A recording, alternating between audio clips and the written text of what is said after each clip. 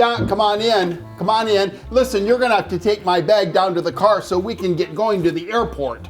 But you may be provincial, but I am not your bellboy. Oh, St. Eugene, my gosh, it's so good to see you, but I'm actually surprised. It seems like you visit me as provincial more than you do any other provincial in the congregation. Is that true? Well, Father Lenny, some provincials need a little more help than others. Oh, I'm sorry to hear that. And it's not Lenny, it's Louis Studer, Father Louis Studer. Oh, yes, the form boy, I remember now. Well, since it was your second term as provincial, I thought maybe I should drop in and see if there's anything left of the province, huh? Oh, no, there's a lot left in the province. A lot of good ministry still going on, Eugene. Well, that's very good. What, Father Lou? Why, you look so serious. I suppose you found out that being provincial is not a piece of cake, no? No, it certainly isn't. It's quite difficult, actually. You can certainly say that again.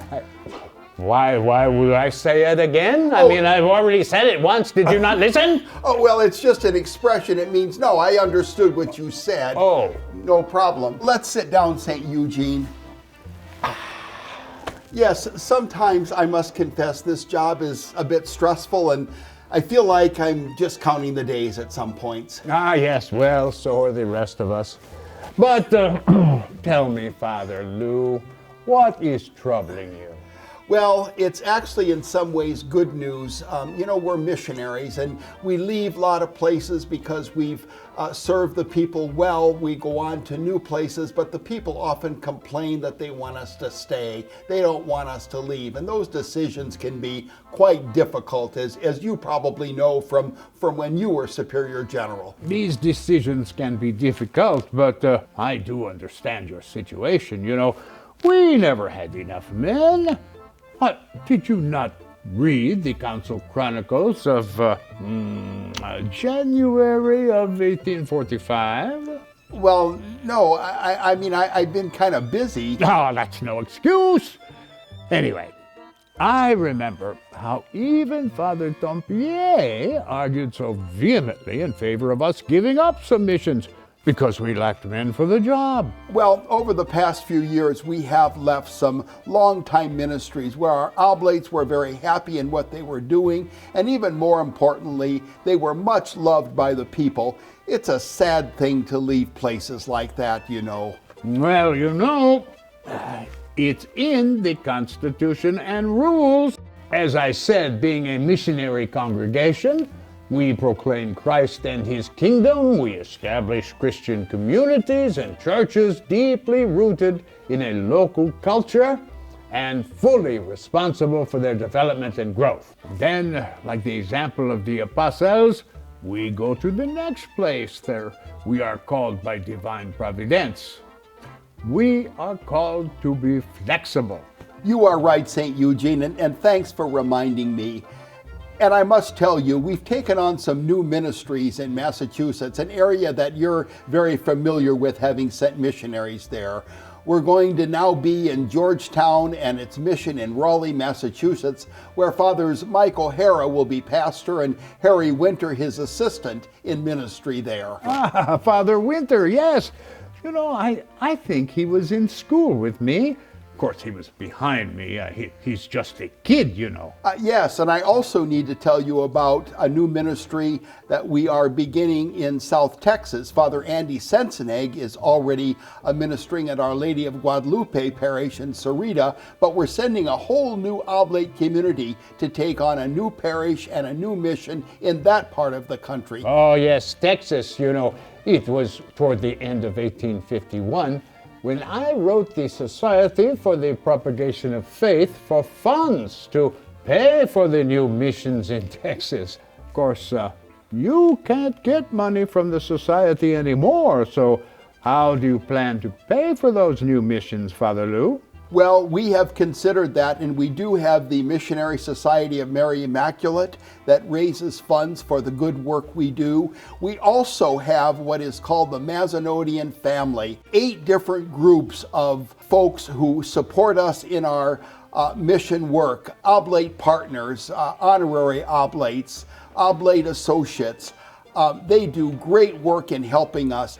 You know, Father Lou, I have always prayed that we have courage and confidence in the Lord because, you know, in asking my sons to go to those remote places, I feared that they would refuse the mission.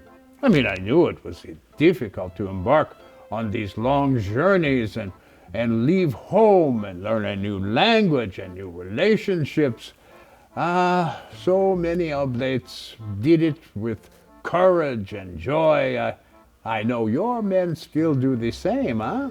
Yes, I certainly don't thank the men of today near enough. They continue to make great sacrifices just as they did in your day. They go to a foreign country, they learn a new language, they're in a new mission, they meet new people. And I often forget to be grateful and to really go out of my way to thank them for the many sacrifices they make. And also I must ask Mary's intercession and continued prayers for the sacrifices and the good work that these oblates do. Well, you know, we not only work for the salvation of one's neighbor, but at the same time, we strive in community to acquire the virtues and knowledge proper to a good missionary. Father Lou, you recall our men had to contend with the epidemic of yellow fever in Texas? Now I understand that you and our men are dealing with a new affliction that is affecting people all over the world. Yes, we have suffered a lot with the pandemic here in our own country and all over the oblate congregation. In fact, in just shorter than a year's time, we had 12 oblates die, great missionaries who had served all over the world. How tragic, but what great lives they led. Yes, the loss of our men was the only cross that my poor heart could not bear to support. Yes, and St. Eugene, your vision of what we must be as missionaries is certainly true today. I find 2 particular ways that oblate missionaries are different, are special to me than other missionaries.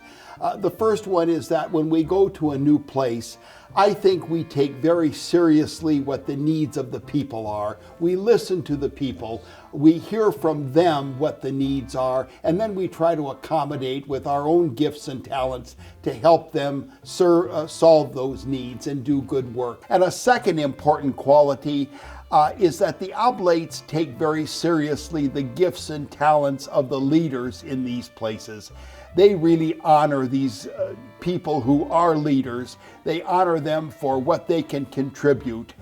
So I'm very grateful for the particular way these oblates serve others, for the sacrifices they make, and for these characteristics which really make them outstanding missionaries wherever they serve. Yes, indeed, they are. So, well, you know, I must be getting back to heaven or I will miss my lunch.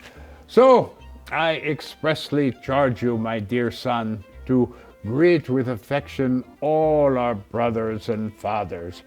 I bless them and also you, my good son, with all my heart. Well, I would like to have lunch with you if you have the time, St. Eugene. I know a place that serves some great French pastry and also would like to give you my blessing before you leave. Oh, that's right. You really don't need my blessing, do you, having been a canonized saint? After lunch, how about that? You need the practice.